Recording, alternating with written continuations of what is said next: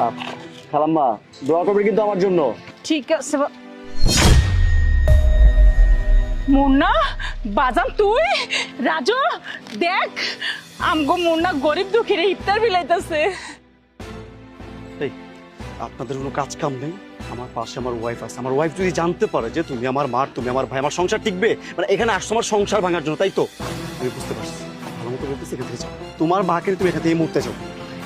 Sir আসলে আমার মা মূর্খ সুর্খ মানুষ তো, আপনারে তার পোলা মনে করছে, আপনি কিছু মনে করেন না। ইফতারি রাখো মা, ইফতারি আমাকে লাগবো না, চলো। মামা মিরপুর যাবেন? হ জামু, ওইটা বহেন, ভাড়া কত নিবেন? যেটা ন্যায্য ভাড়া এটাই আপনি আমারে দিয়েন। মামা আপনাকে তো দেখে মনে হচ্ছে অনেক ক্লান্ত, মুখটাও বেশ শুকনা শুকনা। আপনি কি আমাকে ইফতারের আগে পৌঁছে দিয়ে আসতে পারবেন? পারুম ম্যাডাম, পারুম।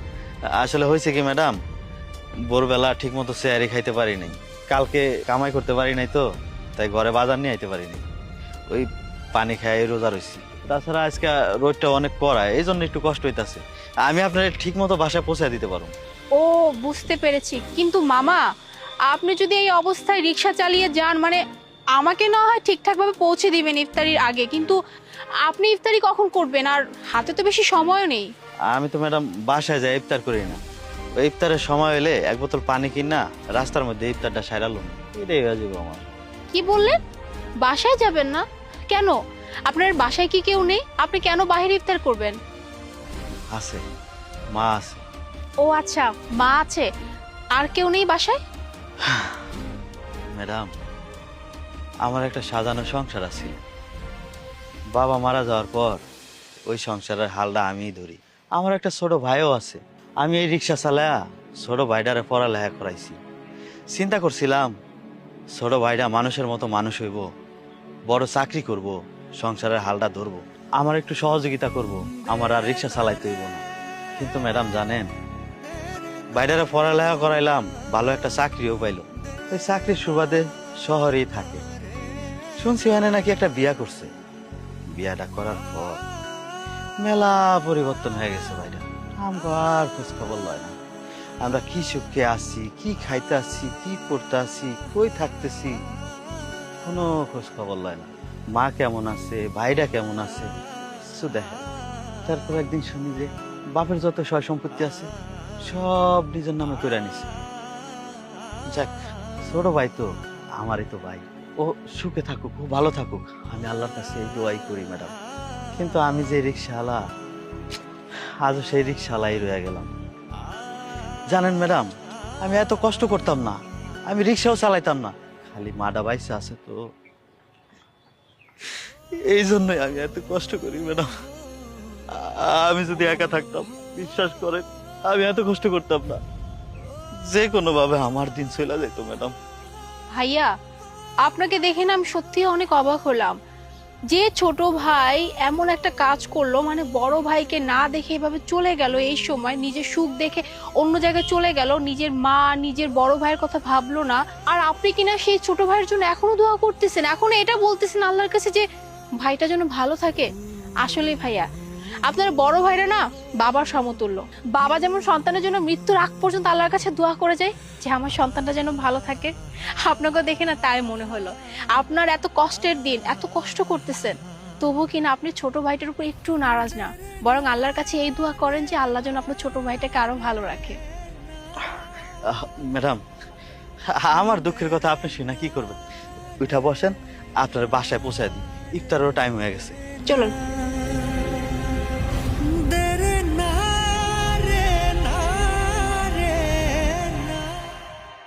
রাখেন।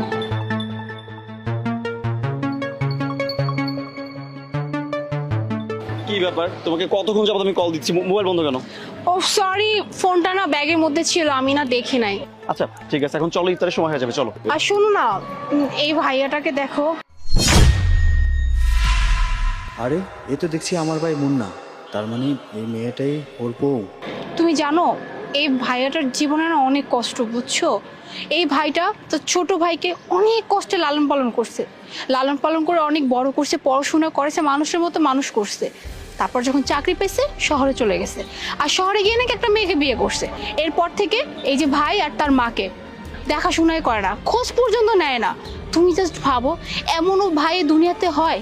আমার তো ভেবেই কেমন লাগছে, না জানি কোন কুলাঙ্গার সন্তান এরকম, যে কিনা বাবা সমতুল্য ভাইয়ের খোঁজ খবর নেয় না। আচ্ছা শোনো না, তুমি এক কাজ করো, এই ভাইকে তুমি কিছু টাকা দিয়ে দাও। এখন যেহেতু রোজার মাস আর ভাইটার অনেক কষ্ট, কিছু টাকা দিলে তার জন্য ভালো হবে। হ্যাঁ, আমি কিছু টাকা দিয়ে দিচ্ছি, নিন টাকাটা রাখেন। না না, এই টাকা আমি নিতে পারব না। আমার আল্লাহ শরীর সুস্থ রাখছে, আমি রিক্সা চালায় খাইতে পারি। আপনাকে টাকা আমার দরকার নেই। ভাইয়া, এটা কেমন ধরনের কথা? আমার হাজবেন্ড আপনাকে টাকা দিতে চাইলো, তাও 2000 টাকা, আর আপনি কিনা নিবেন না, বারণ করে দিলেন। দেখেন, আপনার স্বামীর টাকা আমার লাগবো না। দরকার হয় আমি একদিন দুদিন না খায় থাকবো, তারপর আমি এই টাকা নিতে পারব না।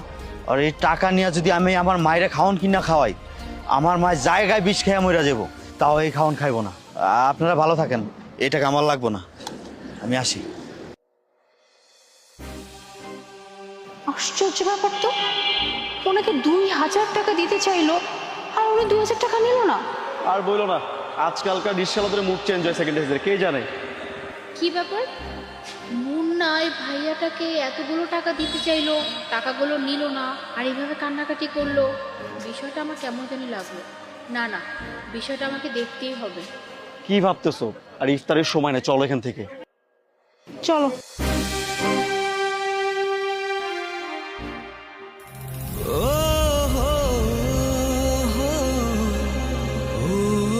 কি রে বাজান, তুই কালকা থেকে এই পর্যন্ত কইছিলি, আর তোর আমি এতবার ফোন দিলাম, তুই ফোনটা উঠাস নাই। আর তোর কি হয়েছে বাবা, তোর মুখের এই অবস্থা কে? জানো মা, আমগো মুন্নার লগে দেখা হয়েছিল। কি কস বাজান? আমার কথা কিছু জিগাইলো? কেমন হয়েছে মুন্না? ভালো আছে তো?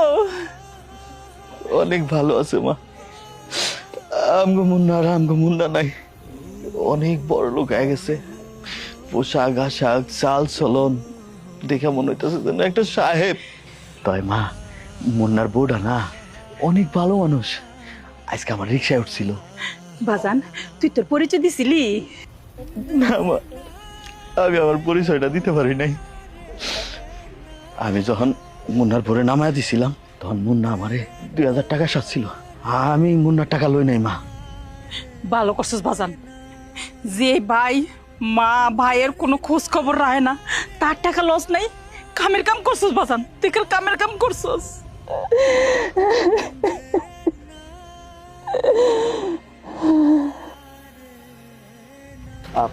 খালাম্মা, দোয়া করবে কিন্তু আমার জন্য।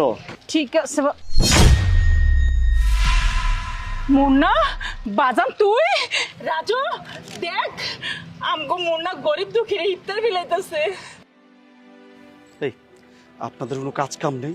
আমার পাশে আমার ওয়াইফ আছে। আমার ওয়াইফ যদি জানতে পারে যে তুমি আমার মার, তুমি আমার ভাই, আমার সংসার টিকবে? মানে এখানে আসছো আমার সংসার ভাঙার জন্য, তাই তো? আমি বুঝতে পারছি, ভালো মতো বলতেছি, এখান থেকে যাও। তোমার মাকে নিয়ে তুমি এখান থেকে এই মুহূর্তে যাও। মা, তোমার কি মাথা মুথা নষ্ট হয়েছে নাকি? কি কইতাছো তুমি? এই সাহেব তোমার পোলা হইতে যাইব কে? তুমি না কইছো মা আমি তোমার একমাত্র পোলা, তাহলে সাহেবরা তুমি পোলা কইতাছো কে? স্যার, আসলে আমার মা মূর্খ সুরখ মানুষ তো, আপনারে তার পোলা মনে করছে। আপনি কিছু মনে করেন না। ইফতারি আও মা, ইফতারি আমাকে লাগবো না, চলো। দাঁড়ান, কি ব্যাপার? আপনারা ইফতারি নিচ্ছেন না কেন? আমার হাজবেন্ড সবাইকে ইফতারি দিচ্ছে আর আপনারা নিচ্ছেন না। আর ভাইয়া, আপনি আপনার মাকে নিয়ে কেন চলে যাচ্ছেন?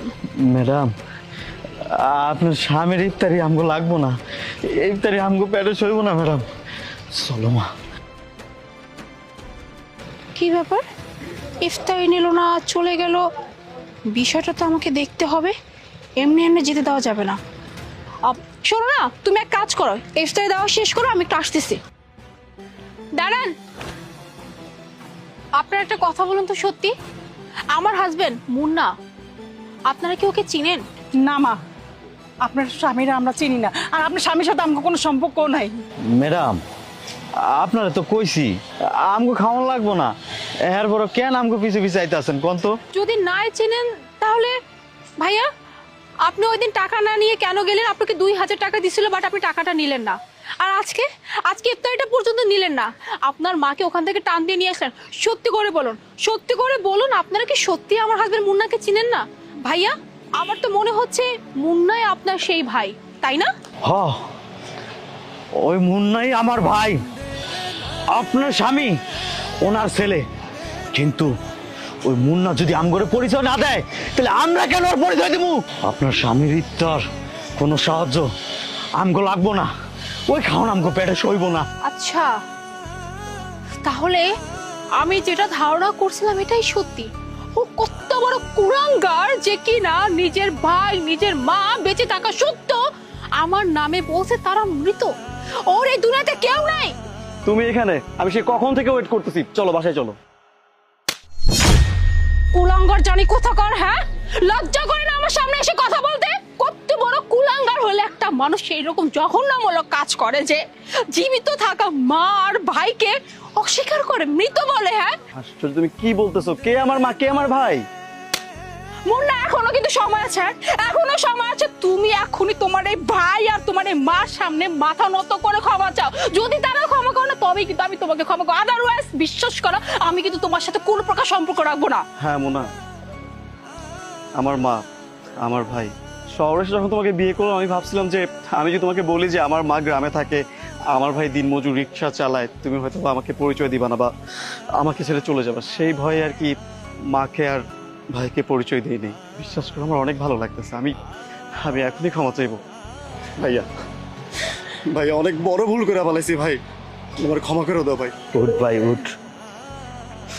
ভাই রে, তুই ছোট মানুষ, তুই তো অন্যায় করবি, আমি তোরে ক্ষমা করে দিছি।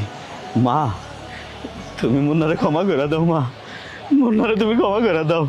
তুমি আর মনে কষ্ট রাখো না মা, ও যেহেতু নিজে থেকে ওর ভুল বুঝতে পারছে, তুমি আর মাফ করে দাও। বাজান, তুই যেহেতু ক্ষমা করে দিছস, আমি কি ওরে ক্ষমা করে না দিয়ে পারি কো? আমি ক্ষমা করে দিছি, আমার কোনো দুঃখ নাই বাবা, কোনো দুঃখ নাই। বাজান, তোর কাছে আমি কিচ্ছু চাই না, শুধু তুই আমার আর তোর বাইরে মা বলে আর ভাই বলে পরিচয় দিস, এতে আমরা খুশি বাবা। পরিচয় দিব মানে কি কইতাছো? আজকে থেকে তোমরা দুজন আমগো লগে থাকবা। চলো চলো ভাইজান।